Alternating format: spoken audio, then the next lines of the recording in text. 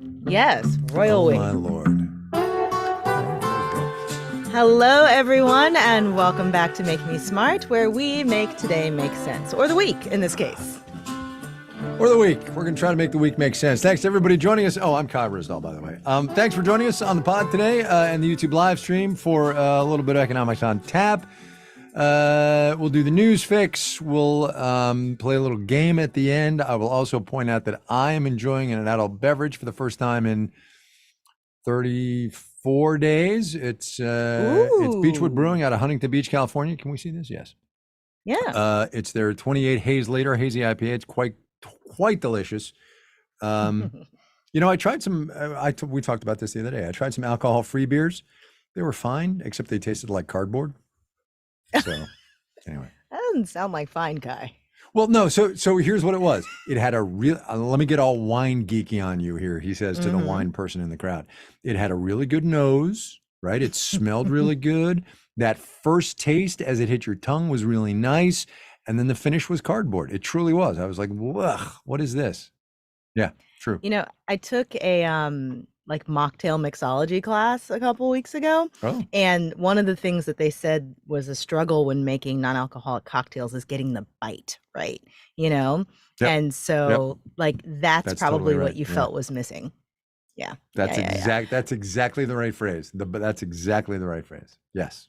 I'm That. seeing a lot of people in the YouTube chat who successfully made it through dry January. Congrats all. I did too. And it's funny. Yeah. I was out last night and I was at a comedy show that my friend was organizing at this dingy little dive bar place. And I ordered a glass of wine and I was like, I'm finally gonna like be done with dry January. I'm gonna have a glass of wine. They were completely out of wine in the entire bar.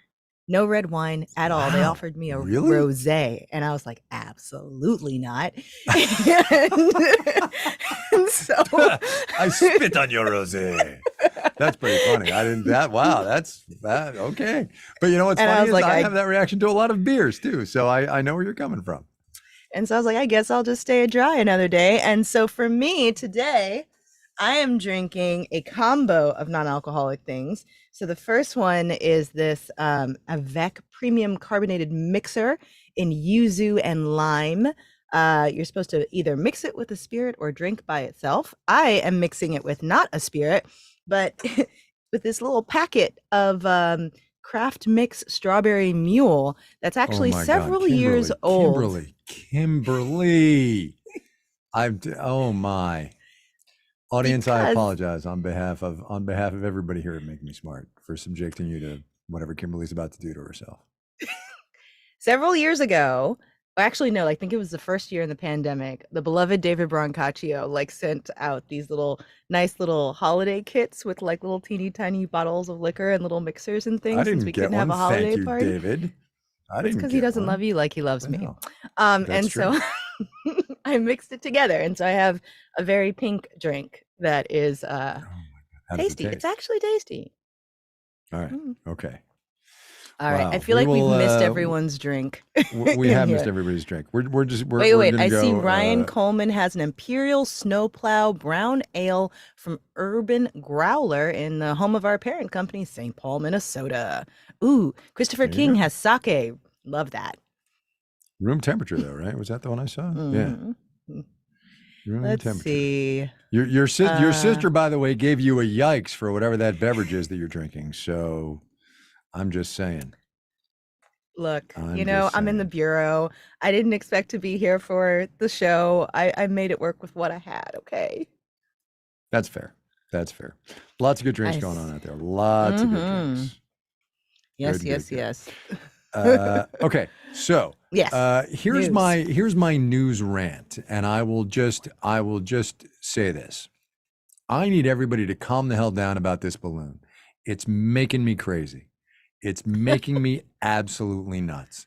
So look, I have cable television on in the background in the office when I'm at the office, and it's wall to wall. And I just don't understand because, oh my Lord, yes, fine. But there are Chinese satellites and Russian satellites and all kind of satellites up there that have as good, if not better, target differentiation and all of that. And I understand that it's a little weird to have this Chinese balloon floating over your head, but please, everybody calm the hell down. You know what it reminds me of? I don't know if anybody, I think it's the beginning of Apollo 13, although I could be wrong. Maybe it's The Right Stuff. Might be The Right Stuff. That scene back in like 1956 or 57 where Sputnik goes over and you see these smoke-filled rooms and a lot of old white guys in suits smoking and saying, "Oh my God, the skies are now red," and which is what the headlines were on his chest. That's exactly what it reminds me of, right? Just calm down. We're doing it to them. They do it to us. Is this interesting? Yes. Is it newsworthy? Yes. But everybody calm down. That's my news rant. That's all I got. Someone with a lovely screen name, Toxic, wrote in the YouTube chat, how many people freaking out about the balloon also have TikTok installed on the phone next to them? Right. My favorite thing, by the way, my favorite thing, and at least germane to the subject of the program that I host, was that the Treasury Department today came out and said it is monitoring the balloon situation. And the only thing I can think of, the only reason I can think of that the Treasury Department is monitoring the balloon situation is if it's filled with fake $100 bills and it will burst and shower fake money down on America. I don't get it. Everybody needs to get in on this action. And I don't understand. You guys, everybody. Maybe it's got the $1 trillion coin inside. Maybe it's got the damn coin in it. That's right. Anyway, sorry. It's so, everything's a crisis. Everything's a crisis. Is this newsworthy? Yes. Is it an invasion of sovereignty? Yes. Is it, no, it's not. No, it's not. I'm loving all the jokes in the YouTube chat. Balloon subject to inflation. Oh, that's a good one. I like that one. Yes. I like that one. Thank you sometimes, G. All right. Oh my goodness. What do you have? Mine's a little bit more serious, but a lot more serious. So let me just tone it down. Today, the Associated Press has a story. Well, actually, no, this was on Wednesday. On Wednesday, attorneys general in 20 states sent letters of warning to CVS and Walgreens saying that they will face legal consequences if they sell abortion pills by mail in those 20 states. Now, you might remember a bit ago, the FDA basically eased the rules on abortion pills, saying that, regular pharmacies could sell them. A lot of these pharmacies provide drugs by mail or will sell things online and mail them, out of state if it's a over-the-counter or, unrestricted medication. And so in theory, these big pharmacy chains that have said they will sell it could be selling it in these states, either mailing it into the state or just selling it, on their own. And so the letter came from my beloved home state of Missouri, the Republican Missouri Attorney General Andrew Bailey, and was co-signed by 19 other attorneys general, saying that it would violate federal law and abortion laws in many states if they sold those abortion pills, which is not technically accurate. And the Associated Press apparently reached out trying to get comment from Bailey and others in terms of what they would do if Walgreens and CVS actually sold these pills. And they did not specify what legal action they would take if the pharmacies began selling those abortion pills to Missourians by mail. The quote is, "I will enforce the laws as written," Bailey said in a statement in response to questions from the Associated Press. That includes laws protecting the health of women and their unborn children. The FDA rules in direct violation of federal law, and the unelected bureaucrats at the FDA have no authority to change Missouri law either. It goes on and on and on. This gets back to something we talked about when the ruling first came down, overturning Roe versus Wade, which gets to the interstate commerce clause, right? Yep. And the federal government having the job of managing interstate commerce. Now, let's just say it's literally in the Constitution. Sorry, it is. Right. Yeah. So let's just say that Walgreens, CVS, or even let's just say Planned Parenthood decides to set up its own pharmacy in a state where abortion pills are perfectly legal and mail abortion pills via the U.S. Postal Service, right? It is a felony to interfere with the mail. Oh, good point. Good point. So now what's going to happen? because that's right in the interstate commerce thing. Yeah. Yeah. I don't know. I'm gonna And be you can very see this, it'll be very interesting. And you can see it working its way to the Supreme Court, right? I mean, it's a classic constitutional question. right. And as people are pointing out, pharmaceuticals by mail are not illegal. And so, unless these states plan on opening up everyone's packages that are moving through the US Postal Service, which is, again, very illegal, that's Mhm. going to be a very difficult thing to enforce. So, that, Yep. will be Yeah. No, that's a fascinating good to one. see how that plays out. Yeah. Okay, my other story is much more uplifting, which is a story I saw in Psychology Today, which is appropriate as my psychologist sister is in the YouTube chat.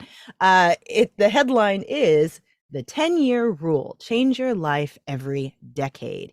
The premise being that it's a good idea to kind of do a life reset every 10 years, that just because you spend maybe a decade getting really good at one thing rather than kind of like rest on your laurels and just like keep doing it Mm-hmm. until you die, every 10 years is roughly a good idea to kind of reinvent yourself and try something completely new, which I think is a really cool idea and a nice way of thinking about it, because um, as my friends who are entering what supposedly is middle age and I have been thinking, like, the women Sorry. in my family, God bless them, have longevity, which means all things working well, I hopefully will have, more than half of my life left, which means there's a lot of more Wow. interesting things that could be done. And especially with medical, advances and science getting better, like, there are a lot of things that could still happen. Maybe we can still be astronauts, Kai.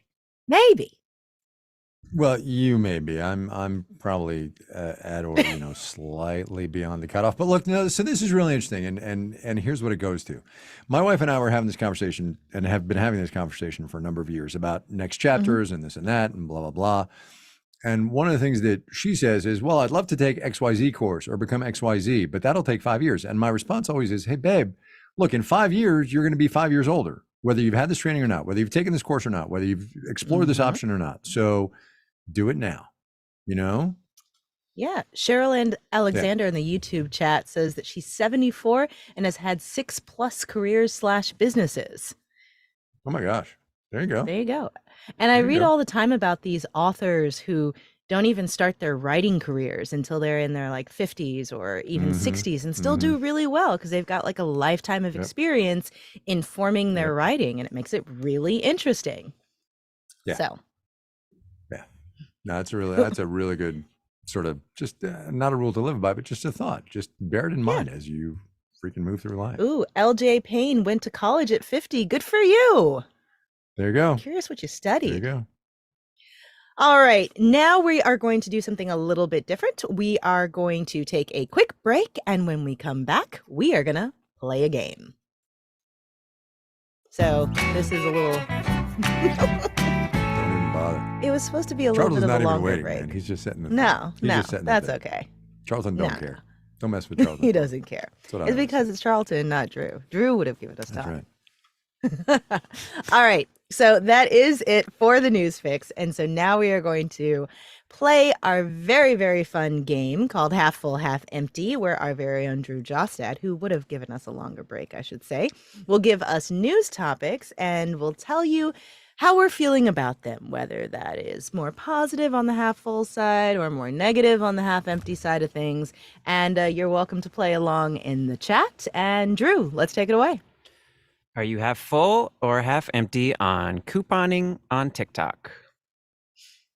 Oh, so this Like is an interview I did videos this of week couponing? with Okay. no. So I spoke to a woman named Kayla Burke, and she is, by her own description, a full-time extreme couponer.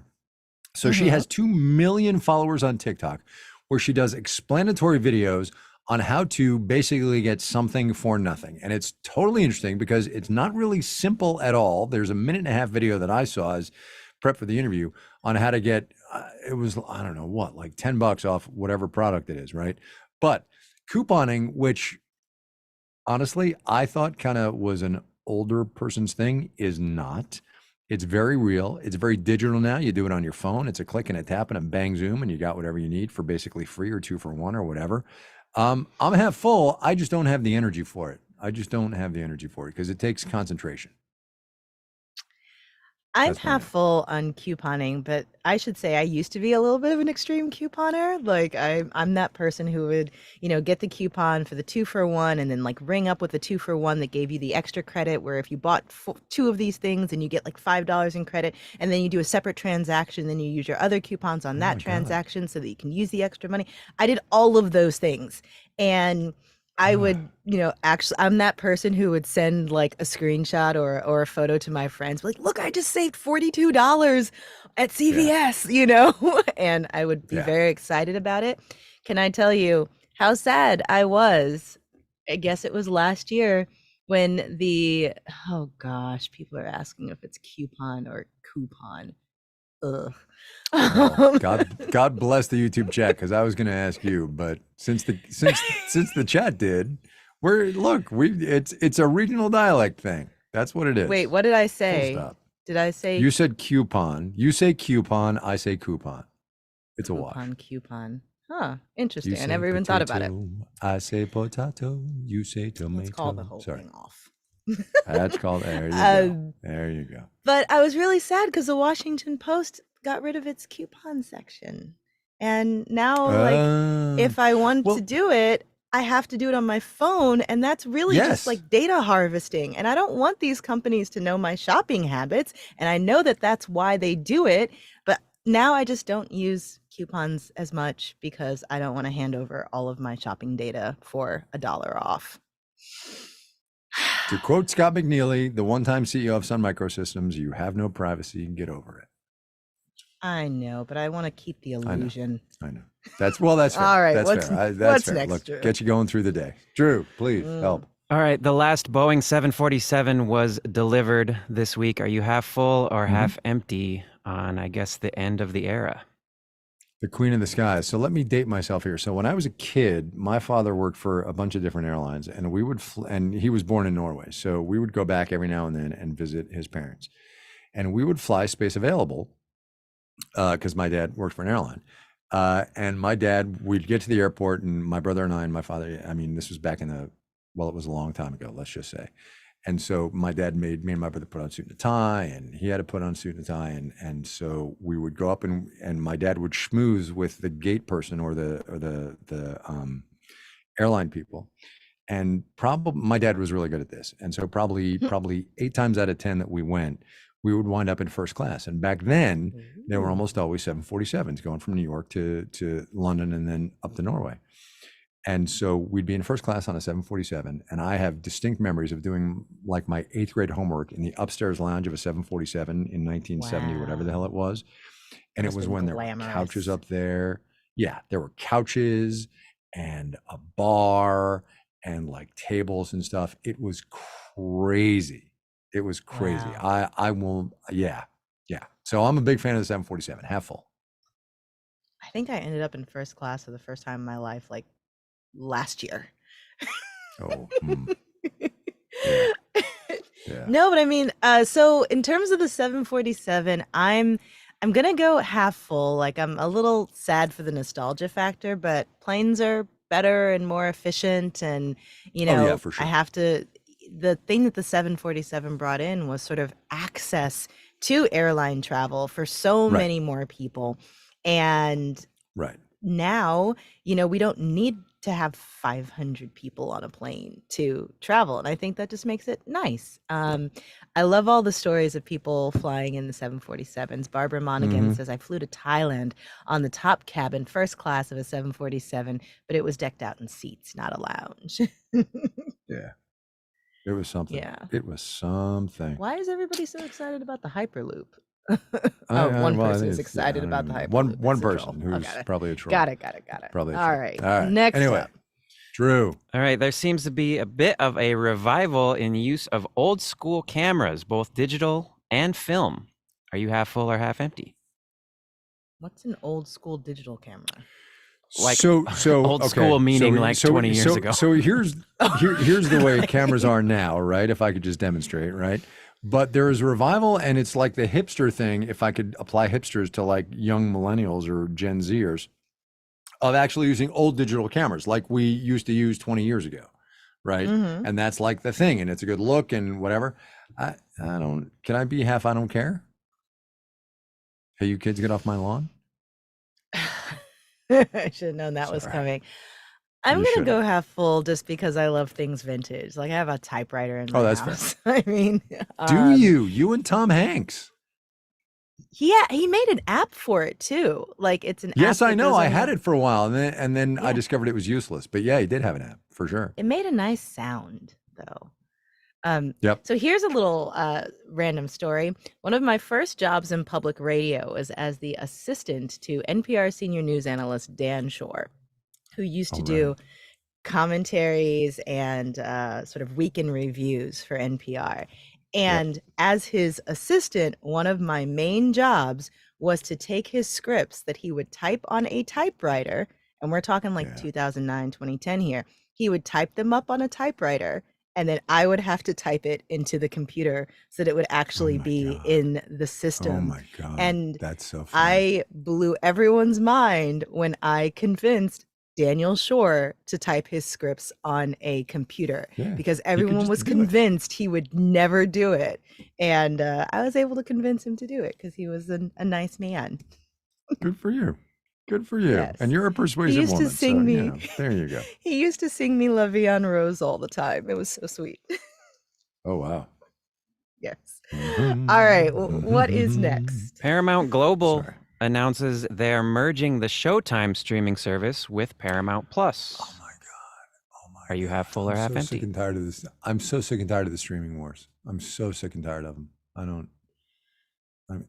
Okay. I'm half full. It's going to I make mean- prices go up, right? Are you? All right, go ahead. Why? Because like there's too many.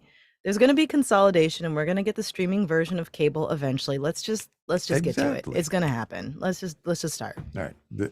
Yes, what Kimberly said. That's exactly right. That's exactly Yeah. right. Yep. All right. That's a really good point. I'm so sick and tired of the streaming wars. Last topic for the poll. All right, Oh, last okay, so topic if for the it's the poll. last topic- Good thing Drew's paying attention. Yes, everybody, get ready to vote in the YouTube chat. Are you half full or half empty on people responding to high egg prices by raising inflation chickens? Oh, fascinating. All right. Let me just scroll back through the YouTube chat here for a second while everybody ponders this. Ryan Coleman, I pay $80 a month for YouTube TV for my parents already. So Ryan, yo, man, stop. Holy cow. $80 a month? Is that how much that is? That's a lot. That is a Wow. lot. All right. Whoever's running the YouTube chat needs to zotz this Italy person because he and or she is just trolling us. Inflated chickens, blah, blah, blah. Okay. So the inflated chicken story is out of the New York Times, I think is the one we're talking about with Anna Swanson did it and Gina Smilik also about eggs and chickens and all that good stuff. I'm just I saying. mean, my uncle has been raising chickens since before it was cool. Every time I go over there, Mhm. he's like, "Oh, do you want some eggs?" And I'm like, "Again, I don't like eggs. No, don't Really? like egg. Eggs Yeah, and I cheese, know, I right? have Cheese is a no-no eggs for and you? cheese. Yeah, yeah. I mean, Any breakfast other is a dairy you don't do challenge. that we should know about? Yeah, I was going to I say. mean, I'm mildly lactose intolerant. I don't have milk, but I do eat yogurt. There's that. So what is all right, wait, sorry. While we wait for the poll to complete, what is your morning beverage then? Tea, Just straight up, no milk, no nothing? black tea with sugar, and actually I put whole cloves into it. Do you? Mm-hmm. Interesting. Quite tasty. Yes, Interesting. that is what I All right. have. Fair enough. Fair enough. All right. All right. Do. Let's see. Debbie Donovan how points out the- that I like banana flavored candy, which is true. I do. That's true. Everybody's Long got their time listener there, thing. boy. Oh my Nick, God. why is All Nikki right. talking about eggs and squirrels? What? I don't know. Oh, right. I don't Okay. know. So somebody said in the chat that I could use my uncle's eggs as something to barter for other It's items. true. And my sister followed up with eggs and squirrel because yes, my uncle will occasionally send me home with squirrels that he has hunted because We yes, have I had do that know how to conversation. You have a cook. squirrel in your freezer. Yes, yes. This is the Yes. joke. It's true, but it's also funny. All right, what is our vote? I don't think it's any joke. All right, I don't even know. Somebody needs to slack it to me or whatever, because I don't know how to do this bleeping poll. Well, it looks still. like All right, here. okay. Oh wait, here it is. Oh wait, I had it, and then it went There away. for a What the hell? second, All right, and no, then it there went it is. away. All right, here we go. I got it. So yes, half empty on inflation chickens, 56%, half full, 43%. The poll is complete with 197 votes. So this was an article in the New York Times by Gina Smolik and Anna Swanson about egg inflation and how people are actually starting to raise chickens at home to counter the high cost of eggs. And there has been an increase apparently in the number of, much as we saw mid-pandemic when people kind of started going back to work in the office and all those pets they adopted had been now given up for not being able to be home. People are abandoning their inflation chickens. Don't abandon your inflation chickens, people. Just don't. Yeah, it's like everybody who abandoned the pets. That was super sad. I mean, I know. guess chickens are pets I for know. people, but Yes. don't be that person. Anyway. All that's the right. story. Well, we did it. There it is. We got here. Okay. What'd Oh, say? my I think there's lordy supposed to be bee. music now. Okay, there it is. There we go. Sorry, who's producing this? Where's Courtney think Bergson? there's music. Jesus. Oh boy. All right. Well, we are done for today because clearly even without the booze, we get a little loopy on a Friday.